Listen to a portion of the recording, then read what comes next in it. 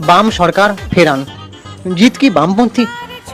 Viral পোস্টে বিতর্ক দানা বাঁধতেই জিদ্দা সপাটে চর মারল সেই সব ব্যক্তিদের যারা এরকমভাবে রাজনৈতিক পোস্ট দিয়ে জিদ্দার নামে ভাইরাল করেছিল। আর বামেদের হয়ে তিনি কি সত্যি ভোট চাইছেন সেটারও কড়া একটা জবাব দিলেন। তিনি বললেন একটা পোস্ট করে যে আমি এমন ধরনের কোনো মন্তব্য করিনি, আর আমি কোনো রাজনৈতিক দলে যুক্ত নই, আমি কোনো রাজনৈতিক দলের হয়ে কখনো কোনো প্রচারও করিনি। তো এই সব সমাজ মাধ্যমে ছড়ানোটা বিভ্রান্তিকর, এসব বন্ধ হোক বলেও তিনি আর্জি জানাচ্ছেন।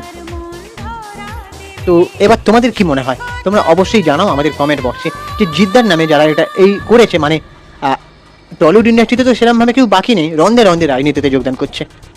টলি কুইন কোয়েল মল্লিক, যাকে টলি কুইন বলা হতো, সেও এইভাবে এমন একটা কাজ করবে ভাবতেও পারা যায়নি, যেটা মানে আমাদের আপামর দর্শক যারা যারা কষ্টার্জিত অর্থ দিয়ে ভালোবেসে বিশ্বাস করে তাদেরকে সেলিব্রিটি বানিয়েছে, তারা যে এইভাবে অডিয়েন্সের মানে মনে একটা বড়সড় আঘাত করবে ভাবতেও পারিনি।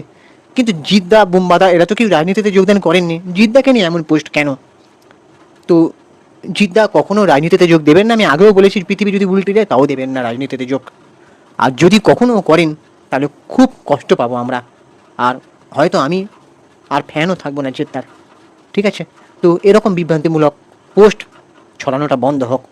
এবার তোমাদের কি মতামত তোমরা অবশ্যই কমেন্ট করে জানাতে পারো। আমাদের ইউটিউব চ্যানেলটাকে সাবস্ক্রাইব করে দাও, ইউটিউবে সুপ্রিয় পৌশালী সিনেমারিয়া, আর আমাদের ভিডিওটা লাইক করো, শেয়ার করো, ইনস্টাগ্রামে আমাকে ফলো করো। টাটা।